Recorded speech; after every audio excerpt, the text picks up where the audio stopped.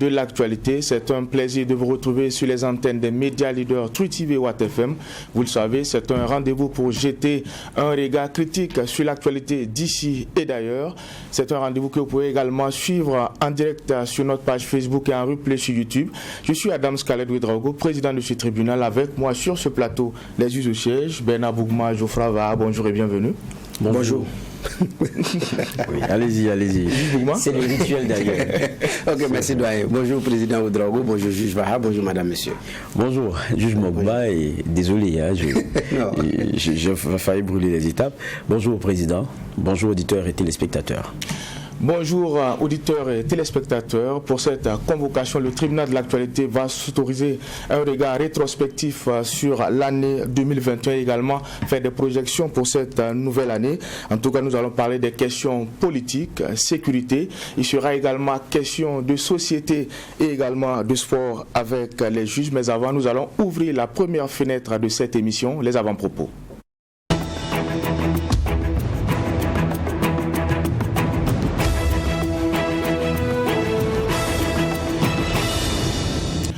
Pour cette partie, nous allons donner la parole au juge Bougma. Qu'est-ce qui retient votre attention pour cette convocation? Alors, ce qui retient notre attention, c'est d'abord ce coup de cœur, non pas des coups de gueule d'un citoyen qui habite à la zone du bois. On dit que le 6 mètres a été bloqué par une autorité qui était venue pour rendre visite à quelqu'un. Maintenant, c'est le comportement de la sécurité qui a outré. Donc, vous ne pouvez pas avoir accès parce que c'est bloqué et on ne vous donne pas d'explication. Et celui qui vous parle aussi ne montre pas la preuve qu'effectivement, il est un agent de sécurité. Alors qu'ailleurs, même ces choses se font, mais monsieur vous présente, dit, écoute, là, nous sommes là pour des raisons sécuritaires, vous ne pouvez pas traverser, on vous aide, parce que c'est des riverains. Vous sortez de votre porte pour faire 30 mètres et puis revenir, vous avez des problèmes. Sans qu'on vous explique pourquoi, après vous vous rendez compte que c'est le Premier ministre. Donc ici, ce qui est mis en évidence, c'est le comportement de ces agents qui sont c'est normal, ils sont dans l'exercice de leurs fonctions. Maintenant, c'est cette façon de faire qui a effectivement outré les riverains qui n'arrivaient effectivement pas à rentrer parce que effectivement c'est bloqué.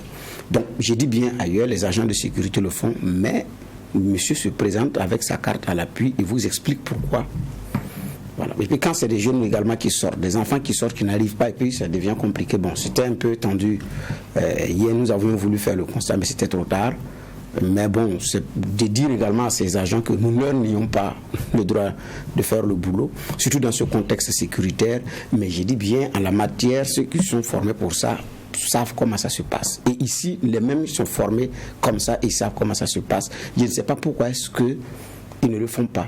C'est de dire que nous sommes là au service des temps, vous présentez une carte parce que la personne veut passer, elle cherche à comprendre. Voilà. Donc, il y a un confrère qui a été témoin également de cette scène-là. Je pense qu'on gagnerait mieux, on gagnerait à faire mieux. Donc, ce n'est pas la première fois que ces choses arrivent. Certainement, ça ne va pas, et j'ai dit bien, ça ne va pas être la dernière fois. Nous partons aussi ailleurs où on voit comment les consignes sécuritaires sont. Mais au moins, en face, il y a quelqu'un qui vous explique calmement, surtout quand vous êtes riverain et vous n'arrivez pas à rentrer chez vous parce que c'est plus de 2 heures, par exemple, de blocage. Et par exemple, c'est long quand même. Donc, c'était déjà cet avant-propos.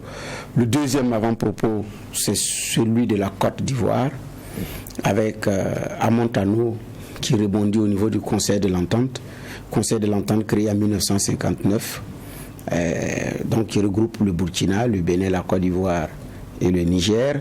Naturellement, parce qu'il y avait en son temps, pour les questions de l'indépendance, les regards n'étaient pas les mêmes. Houphouët-Boigny avait trouvé la parade de créer le Conseil de l'Entente pour avoir ces pays-là avec lui, parce que le Mali était également dans une autre tendance. Donc, ça jouait sur ce qu'il y avait comme objectif de départ et tout. Voilà. Donc, c'est un conseil de l'entente à un moment donné qui a été pratiquement enterré. Quand on parle de conseil, on se rappelle des locaux qui sont à Ouagadougou. Conseil de l'entente, qui avait été à un moment donné enterré, on n'en parlait plus, jusqu'à ce que Alassane Ouattara arrive au pouvoir et puis ressuscite ce conseil de l'entente. Je me rappelle qu'en son temps, l'observateur Parga avait titré ce machin existe-t-il encore? Non, à quoi sert encore ce machin? Je me suis rappelé de ce titre-là, le doyen de la presse burkinabé, quand Alassane l'avait fait ressusciter avec Blaise Compaoré et tout. Donc, il y a un qui a fini son magistère, M. Kwame, et puis c'est Amontano qui a pris service hier. Il y a aussi à la surprise générale, parce qu'on sait que ce monsieur qui a été ministre des Affaires étrangères de la Côte d'Ivoire, entre-temps, a tourné le dos à Alassane Ouattara. Il avait été très acerbe d'ailleurs. Et après les élections, c'est quelqu'un qui est allé présenter ses excuses et tac qui répondit. Beaucoup en son temps avaient vu une taupe venue certainement pour s'aborder ce que l'opposition ivoirienne avait préparé. Mais bon, bref, quoi qu'il en soit, c'est aussi ainsi ça la politique sous-tropique. Donc, qui rebondit comme fonctionnaire international au service du Conseil de l'Entente. Aujourd'hui, on se demande, je dis bien, à quoi est-ce que ça sert encore? Mais bon, Alassane, se réclamant ou fautiste, a voulu certainement ressusciter cette affaire-là pour dire que bon, c'est le vieux, ça continue, quoi. Mais bon, bref. Donc, je dis bien, c'est la leçon à tirer par rapport à une telle situation. Donc, j'ai dit à Montano qui rebondit à la surprise générale. Donc, en même temps, c'est un message qui est envoyé aux jeunes qui sont derrière les hommes politiques, de savoir faire des choix éclairés, conscients et suffisamment discernés. Sinon, à un moment donné, quelqu'un va vous conduire à l'abattoir, vous allez sortir, vous blesser, et un matin, vous le découvrez en train de prendre sa tasse de café ou sa coupe de vin ailleurs, et c'est vous qui n'avez que vos yeux pour pleurer. Alors, ce monsieur avait fait rêver des jeunes. Mais est-ce qu'il était convaincu de sa posture de départ? Est-ce qu'il était sincère? Ça, ce jugement appartient à l'histoire. Mais je note que le Conseil de l'Entente, bon an mal an, tente de se vrai chemin dans l'univers de nombreuses organisations ouest-africaines. Merci, Juge Bouma. Juge Va, vous avez la parole. Oui, merci, Président. Moi, mon avant-propos va concerner la maladie à coronavirus. On voit comme une certaine montée à travers le monde. On a parlé des États-Unis qui a eu le million en termes de nouveaux contaminés en 24 heures. Ça défraie la chronique. C'est pareil un peu partout. Vous prenez le cas de l'Inde, on parle de 55 000 cas en une journée. Ils sont aussi très craintifs. On prend le cas de la Chine où il y a les jeux d'hiver, je pense en février. Ils ont commencé aussi à faire des dépistages de masse. Là-bas, ils étaient parvenus à inverser la tendance, tant et si bien ils pensaient avoir confiné le mal, et il se trouve que il y a des foyers qui commencent à être détectés. Donc en prélude notamment à ces jeux d'hiver là, ils ont commencé donc à mettre des dynamiques pour pouvoir vraiment circonscrire le mal, et on assiste alors à des confinements massifs. On prend le cas par exemple de la France, où excédé parce que il y a des millions de Français qui ne veulent pas se faire vacciner. On a entendu Emmanuel Macron dire il n'y a pas si longtemps concernant ceux qui ne veulent pas se faire vacciner, je vais les emmerder. Comprenez comment la pression commence à être forte au niveau de ces États-là. Chez nous, je prends le cas donc le Burkina Faso, il y a eu, pour ce qui est du dernier bilan, je ne sais pas si c'est le dernier, mais celui qui prend la période 27 décembre au 2 janvier, on est à 1005 cas. Donc ça fait une moyenne de 140 en gros, 130, 140 je crois, journalièrement. Donc on a atteint quand même aussi, quoi qu'on dise, un véritable pic. Maintenant, quand vous regardez, à la vérité c'est quoi? Même mal, proportion plus grande, mesures différentes. C'est là où, à un moment donné, lorsqu'on faisait la critique, on s'est dit, est-ce qu'on ne s'est pas mis très vite dans un genre de mimétisme qui a asséché, qui a asphyxié nos économies? C'est la même réalité en Europe, aux États-Unis, un peu partout dans le monde, et la difficulté aussi, nous la vivons. Mais regardez, on n'a pas fermé nos frontières, on a même les gestes barrières, je ne sais pas si les gens s'en rappellent encore, mais on continue de vivre. Est-ce que on n'a pas, outre mesure, ajouté aux difficultés que nous avions parce qu'on allait très vite à penser qu'on aurait les mêmes conséquences qu'ailleurs? Peut-être que là-dessus, il y a beaucoup de leçons aujourd'hui à tirer, et même quand vous tentez de rentrer en contact, quand je parle de notre rédaction, ici nous écoutent, c'est bien, ceux qui ont en charge de la vaccination dans notre pays, pour voir comment les choses évoluent, poser un certain nombre de questions. C'est difficile encore de les avoir, parce qu'il y a un travail aussi de communication qu'on continue de faire là-dessus, mais plutôt de sensibilisation, mais aussi des questions qui continuent de demeurer toujours sur la maladie et son évolution. Donc je veux dire que ça nous ramène à une réalité, c'est qu'on a peut-être un peu très vite fait les choses, et ça a eu les conséquences que ça a eu. vu, le président du Faso, dans son discours, nous a parlé d'un taux de croissance de 2%. On retient en majeure partie des décisions qu'on avait pu prendre, restrictives relativement au coronavirus, et on connaît les conséquences. Merci, messieurs les juges, pour ces propos introductifs. Nous allons également dire merci à l'équipe de réalisation de cette émission, le Tribunal de l'actualité, qui nous permet d'être ensemble en direct et en simultané sur les médias leaders True TV et Watt FM. On l'a dit, c'est la deuxième convocation de l'année 2022. Et pour bien aborder, en tout cas, cette année-là, on va jeter un regard rétrospectif sur 2021 et voir comment ouvrir, en tout cas, les perspectives. Et pour parler de cette perspective, nous allons parler d'un domaine assez transversal, la question sécuritaire. Et quand on regarde un peu dans le rétroviseur, pour la question sécuritaire, il faut dire que 2021 a été très difficile pour le Burkina Faso. On parle de plusieurs centaines de morts depuis le début de la crise, plus d'1 500 000 personnes déplacées, l'ouverture d'autres fronts, notamment les cascades et puis le Sourou. Juge Bougma, il faut dire que pour la question sécuritaire, le Burkina Faso, en tout cas pour 2021, a été une fois de plus affligé, mais les résultats et surtout les solutions sont toujours attendus. Oui, en tout cas, là je suis d'accord avec vous. Pas qu'il n'y a pas de solution, les meilleures solutions voilà, sont toujours attendues, parce qu'on n'a pas aussi su anticiper sur les autres régions qui ont été touchées en 2021, alors que si on avait pu anticiper, je pense qu'on n'en serait pas là, ou bien en tout cas dans une même mesure pouvoir contenir ce qui s'est passé. Mais malheureusement, les cascades, la frontière Burkina-Côte d'Ivoire, donc j'ai dit ça devait être l'effet de l'anticipation. Et en même temps aussi, on avait fait une communication qui n'avait pas de raison d'être, quand on a créé les Garci, et donc avec l'appui des partenaires occidentaux comme l'Union européenne, la communication qui a été déployée à ce niveau-là n'a pas été, comment on appelle ça, n'a pas aidé.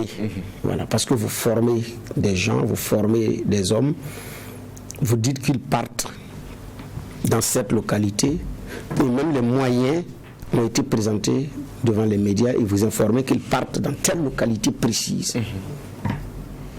Et vous savez déjà qu'il y a des incursions dans cette zone-là. Naturellement, ceux qui y sont ne vont pas vous attendre avant de pouvoir réagir.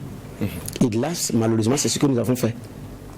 Donc, ça a été annoncé. Le matériel qui n'était pas, et tout le matos n'était pas aussi adapté. Les types d'engins, c'est en train d'être changé, mais les types d'engins de départ n'étaient pas adaptés pour ce genre de combat. Et ensuite, l'autre aspect, j'ai dit bien, la communication n'a pas aidé. Donc, le partenaire veut de la visibilité, on n'a pas su lui donner de façon à protéger en même temps aussi nos intérêts, cette visibilité. C'est comme ça que moi je note les choses. Donc, conséquence, l'ennemi a pris le pas dans l'anticipation. Donc, je pense que si on avait travaillé sérieusement dans l'anticipation, on n'en serait pas là. Voyez-vous, la zone de Sourou, la beaucoup de Mouhoun est sérieusement aussi acculée. Les cascades, la zone de Gawa, mais de mon point de vue, on pouvait mieux faire en termes d'anticipation. Donc, ce n'est pas des solutions qu'on n'a pas, mais les solutions les meilleures, en tout cas, en 2021, n'ont pas été suivies. L'autre aspect aussi, c'est les VDP, qui avaient commencé à avoir du résultat. Malheureusement, le dispositif n'a pas été suffisamment renforcé. Et à un moment donné aussi, les groupes armés ont trouvé également la parade pour pouvoir aussi attaquer les positions des VDP.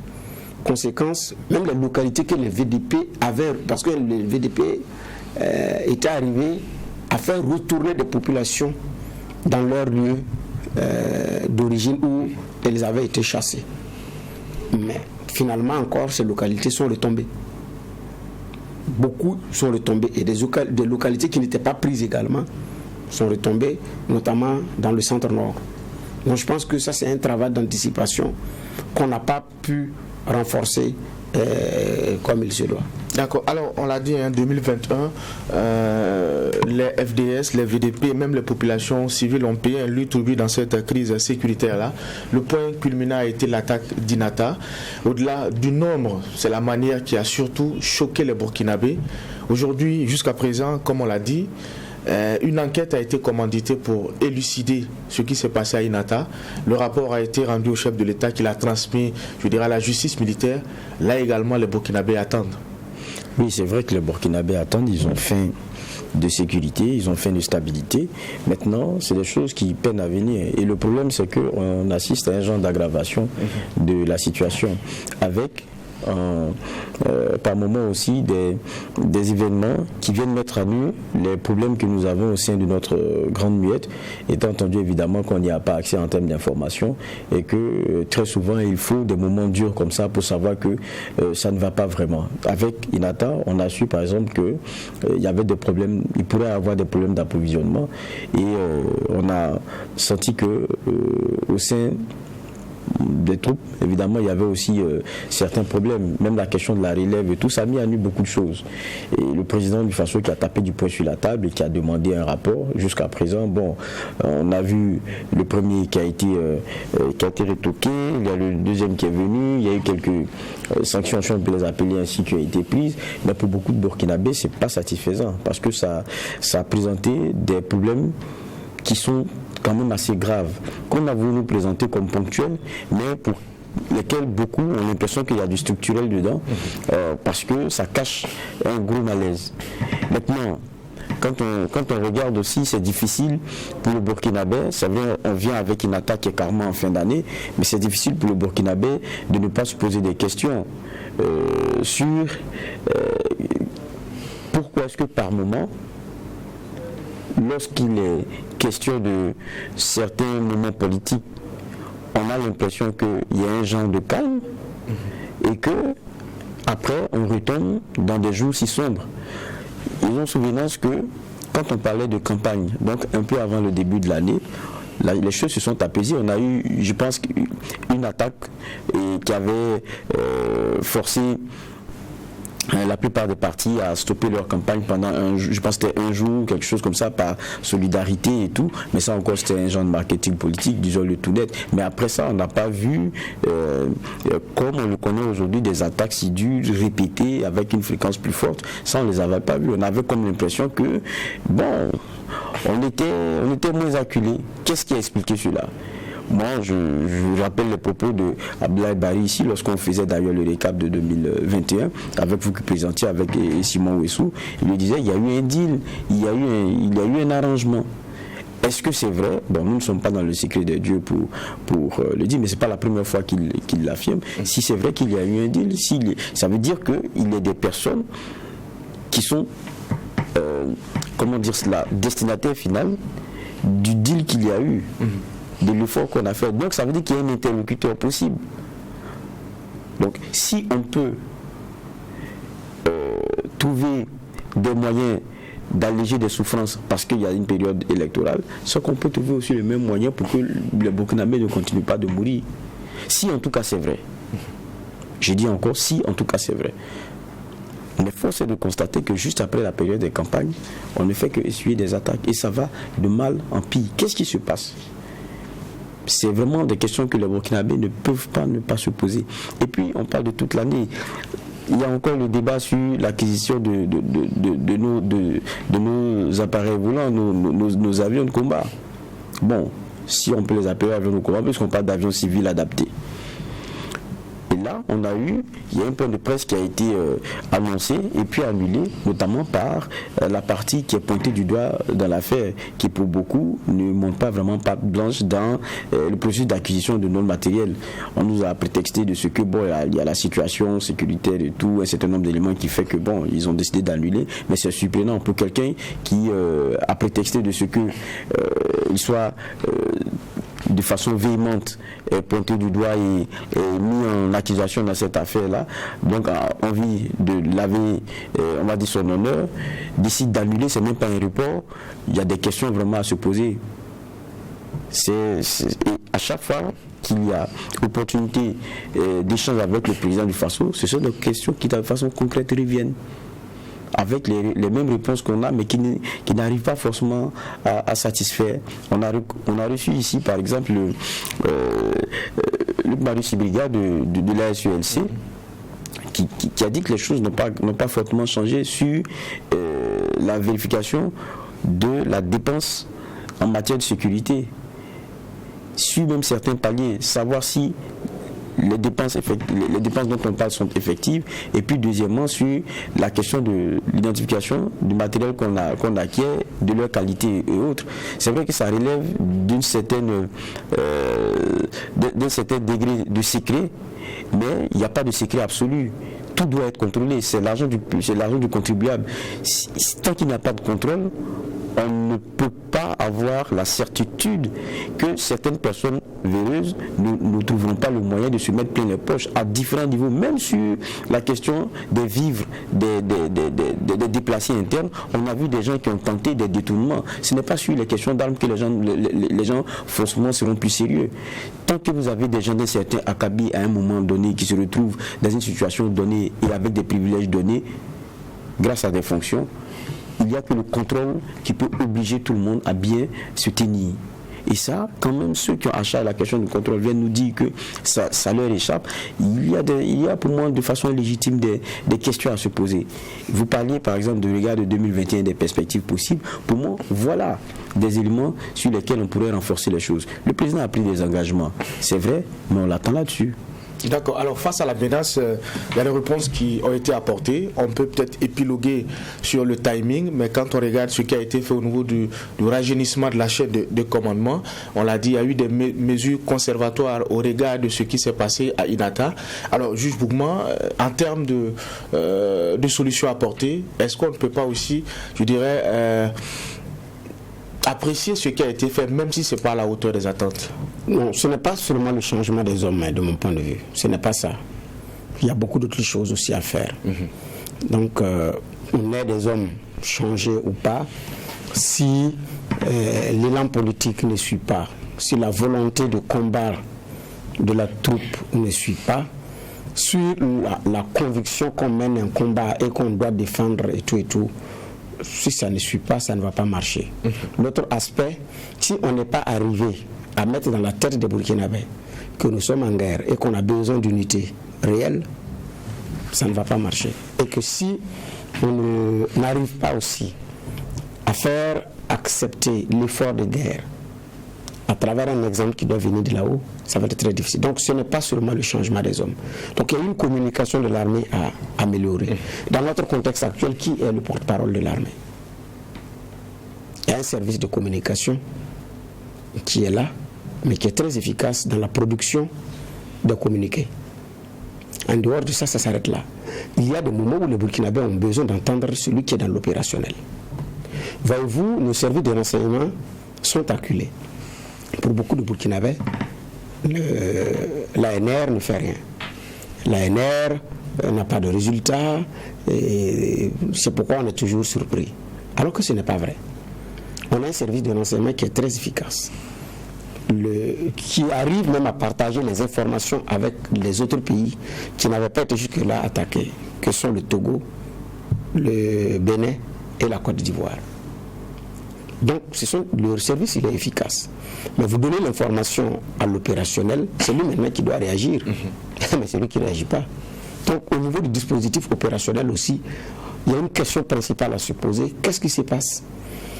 Prenez seulement du début de leur déferlement jusqu'à l'attaque. Ceux qui sont dans l'opérationnel étaient au courant. Ils n'ont pas bougé. Là, ce n'est même pas des renseignements partis de Ouagadougou, c'est des populations qui ont accès à certaines, des autorités municipales qui ont accès au patron de l'opérationnel qui a appelé. Il y a un détachement à quelques kilomètres qui n'a pas pu bouger, disant que craignait que la route ne soit minée, ou en tout cas pour d'autres raisons. Inata, mais c'est pareil. Mais ça, c'est pas parce que vous donnez l'information, mais vous n'allez pas aller combattre, puisque c'est toute une chaîne. Votre rôle, c'est de pouvoir donner l'info à temps, à qui de droit pour qu'il bouge. Et s'il n'a pas bougé, ce n'est pas votre faute. Donc, je dis bien, on a un système de renseignement aujourd'hui, quand même ça va. En termes de résultats, ça, oui. Maintenant, c'est la réponse terrain de celui qui est dans l'opérationnel qui se fait effectivement attendre. Donc ça, mais quelle est cette communication qui nous fait savoir que notre renseignement il est efficace? Écoutez les émissions interactives. Par moment, il y en a qui parlent de ce qu'ils ne savent pas. Mais ils ont raison. Puisque personne n'est en face pour lui donner la bonne information, il va épiloguer sur la rumeur. Il n'y a rien qui prouve que l'ANR a du résultat et arrive sur des hommes en mouvement sur le terrain. Il faut s'en approcher. Ou bien il faut en entendre parler. Mais qui va nous donner cette information au Burkinabé? J'ai dit bien l'autre aspect, regardez la rumeur, comme on appelle ça, ce que les réseaux sociaux ont bruissé aujourd'hui. Il a fallu que les journaux d'investigation s'intéressent à l'affaire pour qu'on puisse avoir d'autres points ou d'autres informations qu'on n'avait pas par rapport aux avions civils à modifier. Les spécialistes, même sécuritaires, vous disent qu'effectivement, les avions militaires, les civils, ça se modifie, beaucoup d'armées l'ont modifié pour pouvoir faire des combats. Mais ici, on a dit que ce n'est pas possible du tout. L'autre aspect, c'est comme si celui qui a livré le matériel a livré le matériel maintenant en voulant faire la modification. Alors qu'au départ, tout était su. Et tout était su. Et maintenant, c'est un Burkinabé qui a pris le marché aussi, qui n'a pas pu faire son travail. Et qui apparemment aussi a été victime de quelqu'un qui a abusé de lui. Conséquence, lui aussi il a perdu de l'argent en chemin. Il n'a pas pu livrer les choses à temps. Et nous sommes dans un tel contexte, avec un nombre d'hélicos qui devait être positionné au niveau des zones. Puisque le nombre, c'est en fonction des zones, et il y a un hélico qui devait venir en appui. Qui va donner ces informations au Burkina Faso si ce n'est pas l'armée? Elle n'a pas donné. Elle a laissé la rumeur s'enfler. Tout porte à croire que tout ce qui a été dit était faux. À tel enseigne que l'entreprise en question était obligée d'organiser une conférence de presse pour s'expliquer sur sa part de responsabilité et ce qui ne lui revient pas. Mais qui aussi a fait en sorte qu'il ne parle pas? Le patron de l'entreprise n'a pas parlé. Parce que des personnes sont venues dire non, ce n'est pas la peine, parce que si vous sortez, voilà. Mais je dis, on est dans une situation de guerre où il n'y a pratiquement pas de communication qui rassure. Les guerres sont gagnées d'abord par ça. Le choc psychologique, la propagande. Nous, on n'en a pas. Regardez le Mali. Le Mali est très en avance sur la propagande, avec un premier ministre qui est le propagandiste en chef de la guerre malienne actuellement. Regardez les extraits des avions ces derniers temps. Quelques bouts de vidéos. Mais ça, c'est quoi? C'est la propagande. Ça contribue à comment on appelle ça, à renforcer le sentiment qu'on est en guerre et à regagner, à nous donner par exemple de la confiance.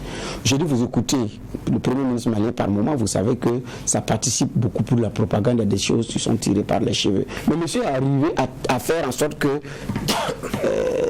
il y a un écho favorable à ce qu'il dit.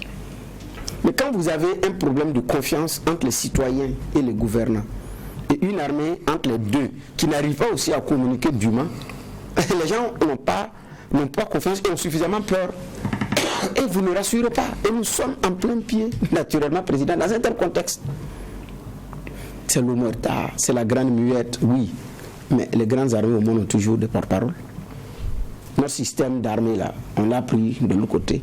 Ce n'est pas le système traditionnel. Nos galons, les appellations, les armes qu'on utilise. Mais pourquoi là-bas, il y a des porte-paroles, nous n'en veut pas ici, pour sortir dire un certain nombre de choses. Après Inata, quand il y a eu l'attaque d'Inata, le minimum, le patron de l'opérationnel, qui est le chef d'état-major général des armées, ou tout au plus le ministre de la Défense, qui est aussi militaire, devait pouvoir s'adresser au Burkinabé sur un plateau d'émission. On ne l'a pas vu. Je m'attendais sur la télévision nationale au moins à un 20h, un des deux, pour rassurer et dire ce qu'il y a eu. Les gens ont été affamés. On a été attaqués. Benoît a été clair. Hein. Et ce qu'il a dit, c'est vrai. C'est l'attaque la plus honteuse, la plus humiliante parmi toutes les attaques qu'on a eues. D'accord. Alors, donc, là, je dis bien, on pêche par ce moment. Ce qui fait que les solutions qui sont apportées, les gens n'en croient pas trop. Donc, je pense qu'il y a aussi un dispositif de la communication à améliorer pour ne pas que dame rumeur et la manipulation prennent le pas sur la vérité. Alors, je reste avec vous, juge Bouma. C'est vrai qu'il y a l'aspect opérationnel, il y a la stratégie, mais il y a aussi la gestion politique de cette crise-là. Aujourd'hui, cette crise a eu raison du dialogue politique, on se tire à boulet rouge. Comment faire pour, je dirais, mobiliser tous les Burkinabés autour de cette lutte, tout en permettant à chacun de jouer son rôle? Deux choses. Il faut du résultat sur le terrain. Un exemple qui vient de là-haut. Et la troisième chose pour corroborer tout ça, c'est une communication à propos. J'ai dit dans ce contexte actuel, la manipulation ne devrait pas prendre le pas sur la vérité. Mais aujourd'hui, la manipulation, les fausses rumeurs prennent le pas sur la vérité. Parce que celui qui a même la vérité refuse de sortir parler. Parce qu'il a peur de s'adresser aux gens, les journalistes vont poser des questions, mais écoutez, s'ils posent des questions et puis nos personnes en face pour parler, vous voulez quoi? Donc, parfois, nous reprochons que sur vos plateaux, il y a des gens qui arrivent, qui ne disent pas la vérité, et vous êtes assis, vous regardez, comment on va s'asseoir regarder. Et quand vous allez, vous venez. Et comment est-ce qu'on peut avoir la contradiction pour lui apporter? Quand vous ne voulez pas venir. Parce qu'à un moment donné, on ne va pas aussi être l'avocat. C'est ça aussi la réalité des faits. Donc j'ai dit, il y a une offensive communicant sur le plan communication qui doit être lancée. Il y a un exemple qui doit venir de là-haut parce qu'on est en guerre. Ici, les gens sont, comment on appelle ça, épinglés pour des détournements, pour déposer, pour construire des bunkers. Naturellement, ça ne facilite pas que les uns et les autres contribuent pour l'effort de guerre. Non, ça ne facilite pas. Rappelons-nous la guerre de Noël, la guerre contre le Mali. Quand l'annonce a été faite seulement qu'on est en guerre, les gens sont allés s'enrôler volontairement sans attendre. Nos grands-mères sont allées avec des vivres pour donner, pour envoyer aux soldats au front, sans qu'on ait besoin de lancer. Et puis, en son temps, ils avaient aussi trouvé des animateurs pour effectivement annoncer, faire de la propagande, dire que ça a été fait ci, ça a été fait cela. Oui, c'est ça aussi la réalité des faits. Mais nous, on n'a pas ça. Donc, on n'a pas un exemple qui vient de là-haut. Et sur le plan terrain, il y a effectivement problème. Parce que les localités Cascades et autres, en 2021, qui ont effectivement été attaquées, ça, c'était le travail de l'anticipation. J'ai dit, mais ça, c'est le résultat terrain. Mais là, ça demande effectivement un travail à faire. Alors, juge, dans un tel contexte, comment on peut avoir une opposition républicaine être dans son rôle, envoyer des pics de rappel pour permettre à l'exécutif d'apporter les réponses qu'il faut, sans faire le jeu de ceux qui attaquent le Burkina Faso? On a vu un ultimatum qui a été lancé un mois après. La suite, on la connaît. Il n'y a pas eu ce qui était attendu, en tout cas de la part de certains partenaires comme les OSC. Est-ce que vous comprenez un peu cette posture de l'opposition politique? Bon, moi, c'est pas une question de comprendre. Peut-être que notre rôle, c'est de lire plutôt la posture de l'opposition. Et quand on regarde, c'est vrai que certains pourraient y voir de la mollesse, d'autres un caractère républicain, mais je pense que les uns et les autres comprennent qu'il y a ces fautes parce qu'il y a une majorité et qu'on est encore dans une république et que on est régi par les règles là, qui ne sont pas de l'ordre de moments d'exception ou de moments hors contexte constitution. Donc je pense qu'on se comprend. Donc chacun essaie de maintenir les choses, je dirais pas, c'est pas en l'état, mais dans des proportions qui soient encore gérables. Je disais à un moment donné, ce dont il s'agissait, ce n'était pas de sauver en tant que tel le président Roch-Kaboré ou sa présidence, non, ou son pouvoir, non. À un moment donné, c'était agir pour les uns et les autres de voir est-ce qu'on accepte d'aller dans un inconnu, même si aujourd'hui on n'a pas les résultats probants qu'on attend.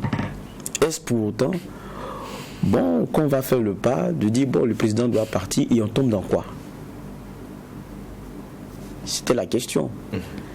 Maintenant, je pense que l'opposition, elle est maîtresse de ses décisions et elle enclenche ses dynamiques au regard de contexte, mais de conviction. Moi, j'étais à leur point de presse lorsqu'ils disaient on vous donne un mois, s'il n'y a pas de résultats qui soient intéressants, on va demander votre départ par la rue et tout, et qu'on va utiliser les moyens légaux. C'est ce qu'ils avaient dit. On est aussi dans la réalité de constater qu'un mois après, l'opposition est dans sa logique première qui est celle de dire après on va faire un genre d'évaluation. Ils disent qu'ils ont fait celle théorique, ils vont enclencher celle pratique, mais c'est clair que quand on écoute et quand on se rappelle plutôt de la véhémence du propos le 9 novembre, on s'est dit apparemment, on a mis de l'eau dans son vin. Mais je pense que ce serait un peu hâtif de dire que l'opposition est ceci, l'opposition. Moi, je ne suis pas de l'opposition, nous ne sommes pas de l'opposition, nous regardons les petits et nous les lisons. Maintenant, quand vous regardez, il y en a qui continuent de faire leur sortie et qui disent on n'est pas satisfait et on est dans une posture où on a l'impression qu'on a même un genre de peut-être gentleman agreement entre l'opposition et la majorité et on a l'impression qu'on nous laisse nous enliser, donc on va sortir pour dénoncer. Est-ce que c'est la solution? Ça, chacun pourrait se faire son idée. Mais moi, je crois que le problème de fond, c'est la question des résultats.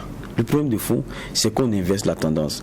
Et quand on a mémoire d'un certain nombre d'éléments, aujourd'hui, quand on dit l'opposition est ceci et l'opposition est cela, ça remet en cause beaucoup de choses qui ont été dites à un moment donné et qui pour moi est de l'ordre de l'erreur et du débat purement politique et de la récupération de certains sujets qui pour moi sont souvent très importants. Au départ, qu'est-ce que nous entendions, notamment de la majorité au pouvoir? C'est l'ancien régime qui veut nous déstabiliser, c'est ceci, c'est cela. C'est l'opposition qui est derrière un certain nombre d'éléments. Quand on regarde, ils sont contents de ce qui nous arrive ou quoi que ce soit. On a entendu ça. Et les turpitudes des populations, leur meurtrissure, étaient récupérées sur le terrain politique pour des histoires de c'est vous, c'est pas vous, c'est moi. Mais il y a un problème. C'est sur le terrain qu'on tue les gens. On a une armée, il faut qu'elle réponde. Comment est-ce que vous l'organisez? C'est là où les Burkinabés vous attendent. Mais voilà qu'aujourd'hui, qu'est-ce qu'on dit maintenant? C'est plutôt cette opposition-là, elle semble être complice. Bon, de derrière, de soutien peut-être au terrorisme, on vient à complice. Donc, il faut savoir ce qu'on veut. Donc, au fond, pour moi, il ne faudrait pas qu'on aille sur le terrain des politiciens et de leur rhétorique et de leur passe d'armes et tout. Non, ce n'est pas ça le problème. Il y a un problème au Burkina, c'est la question du terrorisme. Il y a des jeunes Burkinabés qui sont en train de se faire enrôler, déçus par beaucoup de raisons, et qui vont être les bras armés de ceux qui viennent tuer d'autres Burkinabés. Et il y a une offre domestique qui n'est pas à la hauteur de la menace que nous avons. Comment on réorganise les forces, comment on leur donne les moyens en qualité pour qu'ils puissent aller faire le combat, comment est-ce qu'on s'arrange, comme le disait le président lui-même, revoir la vision pour ce qui est des VDP, de leur utilisation, pour qu'ils soient ce maillon fort-là qui appuie de la bonne façon nos forces de sécurité pour qu'on puisse, de défense, pour qu'on puisse avoir les résultats probants. Voilà la réalité. Comment, quand on regarde quelqu'un comme Yoro et ce qu'il a transpiré comme conviction et jusqu'où il est allé comme sacrifice pour la nation, comment on peut savoir la même chose aussi de la part de nos soldats? Comment on peut sentir ça chez tous les Burkinabés qui font contre la menace? Je pense que c'est ça qu'on veut avoir. Mais ça passe, comme le disait tout à l'heure Bernard, par l'exemplarité. Il faut que par le haut, on sente qu'il y a une envie d'adhérer à un mouvement d'ensemble. Mais si, et ça fait très mal. Si on a l'impression que pendant qu'on est attaqué, pendant que ça ne va pas, il faut ressortir des dossiers sur la qualité du matériel qu'on a sur le front. Il faut ressortir des dossiers sur la question de l'organisation même de nos troupes. Il faut ressortir des dossiers sur ceci et cela. Des personnes qui sont en train de se mettre plein la poche pendant que les gens sont en train de mourir sur la question de notre armement. Non, mais ça ne peut pas continuer. C'est ça c'est la vraie démobilisation là qui est là. C'est la vraie démoralisation là qui est là. Et souvent, on va tirer sur des mini-flottins. On se dit que c'est eux sur les réseaux sociaux qui sont en train de démobiliser ou bien de décourager nos forces, alors que je pense qu'au niveau même de nos décisions et de nos autorités, il y a beaucoup de choses qui ne contribuent pas à ragaillardir les troupes. Dernière question sur le chapitre politique. C'est vrai qu'aujourd'hui, on entend des critiques à l'endroit de l'opposition politique. On estime qu'elle n'est pas assez vigoureuse au regard de ce qu'on a comme menace terroriste. Mais pour certains, on a une opposition affaiblie parce qu'on a un CDP en crise, un Idi Kombouego qui est lui-même, je dirais, affaibli par son propre camp. Votre regard là-dessus, juge Boukman? Oui, même M. Diabré en son temps n'avait pas fait mieux en termes de critiques qui lui avaient été effectivement adressées. Parce que la réalité aussi, elle est là. Après les élections, vous commencez une opposition dans un format républicain. Vous dites que vous êtes un opposant républicain, donc vous faites une opposition républicaine. Donc, toute la structure est financée par l'Assemblée nationale, à commencer par le chef de file de l'opposition, qui a droit à une grosse carrosse avec tout ce qui va avec protocole de sécurité, un siège, un personnel administratif payé. Donc, c'est une opposition payée pour s'opposer. Et qui, par moment aussi, a peur que des ressources viennent en retard ou soient coupées. Alors que vous avez aussi des patrons de partis aussi qui comptent sur ce que vous recevez de l'Assemblée pour pouvoir aussi arrondir les angles parce qu'il y a des militants à gérer ou bien il y a un véhicule à faire sortir du garage. Donc vous êtes tenu par ça. C'est déjà ça. Ça, c'est déjà la réalité du terrain qui est très difficile. Donc il vous faut trouver vos propres moyens pour pouvoir vous opposer, pour pouvoir faire l'opposition de façon, comme on appelle ça, comme les uns et les autres l'attendent. L'autre aspect, c'est que vous sortez, on sort d'une insurrection populaire. Où avant l'insurrection, on avait une opposition qui ne faisait pas de, comme on appelle ça, de cadeau au président Blaise Compaoré. Donc il y avait sa façon de faire, héritée de la conduite ou du comportement de ceux qu'on appelait opposants historiques, qui était qu'on n'était pas d'accord, puis c'était des oppositions véhémentes. Et l'article 37 est venu exacerber les positions au Burkina, et il y avait un argument qui appelait les gens à la rue. Il y avait un argument principal. Aujourd'hui, cet argument, il n'est plus là. C'est maintenant l'argument sécuritaire. Donc, vous faites, et puis on vous dit, c'est vous qui allez compromettre, vous allez faire en sorte qu'on ait l'impression qu'on est plus divisé. Et puis donc, très difficile effectivement à avoir. Maintenant, l'autre aspect qui est vrai, c'est que l'opposition en elle-même aussi a ses propres problèmes. Donc, le patron actuel de l'opposition, Diabré aussi avait eu ce problème, avec le départ des 13 qui sont allés créer le groupe parlementaire UPC-RD devenu RD, il avait aussi eu des problèmes en son sein. Et donc aujourd'hui, cette même opposition a aussi les mêmes problèmes, avec un chef de file de l'opposition accusé à tort ou à raison de pactiser avec le pouvoir, comme l'avait été accusé Diabré en son temps aussi, qui a des problèmes aussi dans son propre camp, avec un congrès qui divise et qui va finir en bataille judiciaire, parce que si le Matede accorde, valide le récépissé de l'aile Edi Kombogo, l'aile Achille Absalom va attaquer. Si c'est invalidé, l'aile Edi Kombogo va aussi attaquer. Donc quoi qu'il en soit, la bataille judiciaire est inévitable dans cette affaire du CDP. Sauf s'ils arrivent effectivement à se parler, à trouver un terrain d'entente. Mais vu l'opposition, ce n'est pas évident parce qu'il y a des faucons dans chaque camp. Donc, et ça fragilise naturellement cette opposition. Maintenant, les autres partis de l'opposition ne sont pas suffisamment forts en ressources humaines et financières, comme le CDP, qui a un ancrage, comme on appelle ça, traditionnel, et comme on appelle ça, ancré depuis l'après-révolution jusqu'à maintenant, depuis le Front populaire, ODP, MT, CDP, jusqu'à maintenant. Donc, le MCR de Tahirou Barry n'a pas cette même assise. Gilbert Nour-Ouedraogo a perdu beaucoup de terrain. Je ne parle pas de nouveaux partis politiques qui ont en gros 5 ans d'existence. Donc dans ces conditions, c'est très difficile d'avoir une opposition. Alors que si au niveau du CDP, il n'y avait pas de problème, là au moins, en fonction de la situation, de l'évolution de la situation, on pouvait y aller. Donc même après le délai de 1 mois donné, l'opposition a de la peine à prendre position. Et un nouveau gouvernement, il y a ceci, il y a cela. Elle dit qu'elle va observer et puis faire le point. Mais en attendant, le chef de file lui-même de l'opposition sentant son fauteuil menacé parce que s'il est invalidé et qu'il faut reconsidérer les choses et que c'est l'aile Achille qui doit venir, c'est même pas évident pour lui. Donc, au regard de tout cela, c'est difficile qu'on ait une opposition en phase avec les enjeux. Mais ce n'est pas qu'elle n'existe pas sur le papier, mais sur le plan terrain, elle est en train de se débattre pour pouvoir revenir à la surface. D'accord. Alors, juge, en plus de la question sécuritaire, il y a un autre front sur lequel le gouvernement était attendu, notamment la crise sanitaire avec le Covid-19.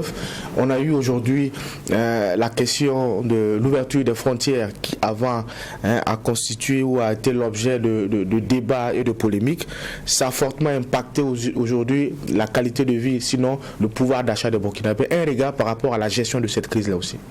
Oui, bon, la gestion de la crise sanitaire, moi je disais en avant-propos, on a plus fonctionné par mimétisme. Hein.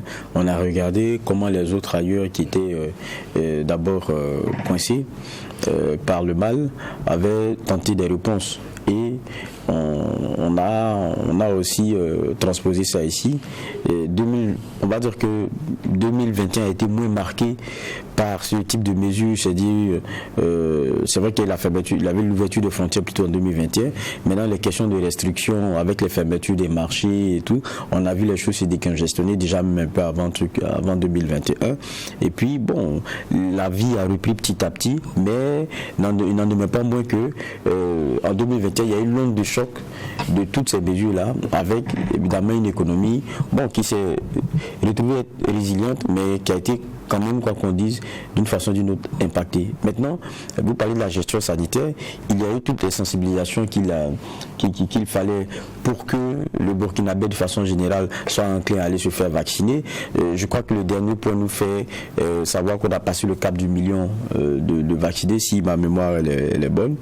Et donc, ça veut dire au moins que ça prend. Mais à la vérité, c'est que avec la question des voyages, il y a l'obligation de se faire vacciner aujourd'hui pour ceux qui ont l'obligation de bouger. Donc, il y a cela. Maintenant, à la réalité aussi, on ne conçoit plus et on ne perçoit plus la maladie à coronavirus comme au départ, où celui qui l'a est paria. Quelquefois on rit ici ou on rit entre nous de dire ah mais j'ai un petit rhume là, est-ce que c'est pas ça? Parce qu'on le prend maintenant avec beaucoup plus de, je dirais pas de légèreté, mais avec moins de gravité. Ça au moins c'est une réalité. Et donc c'est dans ce contexte-là aussi que se fait aujourd'hui la lutte. On a un ministre de la Santé qui est très en avant sur la sensibilisation et multiplie aussi les opérations et les moyens de faire vacciner la population. Je pense que c'est dans ce contexte-là qu'on est, mais on a la chance, et je pense que c'est ça le plus important, d'avoir été épargné en termes d'impact dans les proportions relativement à ce qu'on a vu en Europe et un peu partout. Et puis on a l'impression aussi que la dangerosité pour ce qui est de la maladie devient moindre. Peut-être la complication vient avec la possibilité de comorbidité avec ceux qui souffrent d'autres maladies, mais même quand vous prenez le cas de l'Europe ou ailleurs, on n'est plus dans les mêmes proportions avec des lits qui ne sont plus disponibles dans les hôpitaux, où on a des morts qu'on compte par milliers. On a l'impression qu'il y a un genre d'adaptation, il y a notre métabolisme aussi qui s'arrime un peu à la donne. D'accord. Alors, quand on parle de pouvoir d'achat, il y a aussi la question de la vie chère. Alors, deux notions qui sont au cœur de la revendication, notamment du monde syndical. Mais cette année, on a vu un fonds social, je dirais, un peu apaisé. Est-ce qu'on peut dire qu'il y a eu un renforcement du dialogue social, juge Bougman? Pas forcément le dialogue social. Je pense que ce qui a plus ou moins diminué dans le bouillonnement de la fronde sociale, c'est la décision de justice qui dit que les sit-ins sont également considérés comme des grèves. Vous savez qu'à un moment donné, il n'y avait pratiquement plus de grèves. Parce que les grèves, quand vous faites la grève, il y a des coupures. Donc à un moment donné, c'était des sit-ins. Donc il y a des ministères où les sit-ins ont fait 3 semaines, il y en a qui ont fait plus d'1 mois. C'était des sit-ins réguliers. Donc vous montez à telle heure, à 8 heures, le sit-in commence pour prendre fin pratiquement à 15 heures. Donc au ministère des Affaires étrangères, ça a été long. Au ministère de l'administration territoriale, pareil. Donc, et dans d'autres ministères, même dans le domaine de la santé, oui. Donc, mais quand le ministre de la fonction publique avait demandé l'avis du juge qui a dit que les sit-ins sont considérés comme faits de grève et donc passibles également de coupure, et qui lui vous a aussi interdit de vous attrouper sur les lieux au niveau des ministères pour empêcher ceux qui voudraient rentrer pour remplir du service et tout, c'était compliqué. L'autre aspect, c'est que ceux qui, quand vous annoncez même la grève, il y a par voie du dossier qu'on vous remettait les réquisitions, ce qui n'était pas fait avant, ça contribuait quand même à comment on appelle ça, à résorber les rangs. Maintenant, la chose allait connaître un regain avec le combat engagé par l'UDS, mais là aussi, ça n'a pas marché parce que la maladie à coronavirus est venue sauver le gouvernement. Alors qu'il y avait des mesures fortes que le syndicat avait annoncées pour prendre la rue et puis empêcher l'application de l'UTS. On était en début 2020. Début 2020, c'était pratiquement le 9 mars, coronavirus, et puis à partir de ce moment, les classes sont fermées, donc ça jouait. Et le procès des magistrats qui n'a pas aussi abouti devant tous les tribunaux. À un moment donné, ça a joué sur la mobilisation, mais ce n'est que des éléments effectivement qui ont été reportés. Donc ça a joué, j'ai dit, naturellement sur la fronde sociale. Maintenant, ce sont des bagarres naturellement reportées.